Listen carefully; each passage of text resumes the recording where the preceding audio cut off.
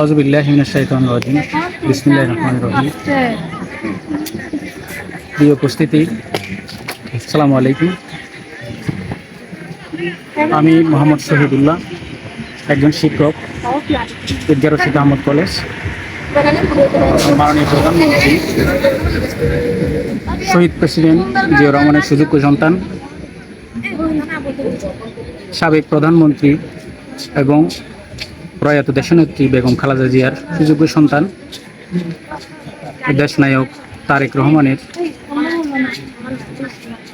কক্সবাজার আগমনে আমরা ঈদগাহ রশিদ আহমদ কলেজের পক্ষ থেকে এবং কক্সবাজার জেলাবাসী এবং বান্দরবানবাসীর পক্ষ থেকে আন্তরিক শুভেচ্ছা ও অভিনন্দন। মাননীয় প্রধানমন্ত্রী তারেক রহমানের আগমনে আমরা অত্যধিক আনন্দিত। মাননীয় প্রধানমন্ত্রীর কাছে আমাদের একটি দাবি, ঈদগাহ রশিদ আহমদ কলেজটি 1987 সালে প্রতিষ্ঠিত হয়েছিল। দীর্ঘ 39 বছর হয়ে গেছে। কলেজটি এখনো পর্যন্ত সরকারিকরণ হয়নি। প্রতি উপজেলায় একটি করে কলেজ সরকারিকরণের কথা থাকলেও অদ্যাবধি কলেজটি সরকারিকরণ হয়নি। ঈদগাহ উপজেলার একমাত্র কলেজ ঈদগাহ রশিদ আহমদ কলেজটি অতি দ্রুত সময়ের মধ্যে সরকারিকরণের জন্য আমি গ্রাম্য কক্সবাজার ঈদগাহ আসনের মাননীয় সংসদ সদস্য লুৎফর রহমান কাজল, মাননীয় স্বরাষ্ট্রমন্ত্রী সালাউদ্দিন আহমদ এবং গণপ্রজাতন্ত্রী বাংলাদেশ সরকারের মাননীয় প্রধানমন্ত্রী জনাব তারেক রহমানের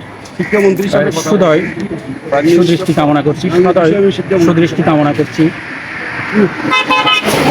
সরকারি হলে এতদা অঞ্চলের হতদরিদ্র নিম্ন আয়ের মানুষের ছেলেমেয়েরা এখানে পড়বে এবং উপকৃত হবে।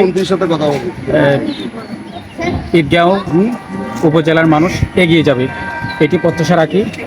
আমার আরেকটি দাবি, কক্সবাজার জেলা এবং বান্দরবান জেলা সীমান্তবর্তী জেলা হওয়াতে এখানে মাদক চোরাচালান, চোরা কারবারি, সন্ত্রাস, দুর্নীতিবাজদের কারণে এখানকার আইনশৃঙ্খলা পরিস্থিতি মাননীয় স্বরাষ্ট্রমন্ত্রী মহোদয় এবং মাননীয় প্রধানমন্ত্রী তারেক রহমানের কাছে আমার আকুল আবেদন, এতদা অঞ্চলের আইনশৃঙ্খলা পরিস্থিতি নিয়ন্ত্রণে প্রয়োজনীয় ব্যবস্থা গ্রহণ করার জন্য অনুরোধ জানাচ্ছি।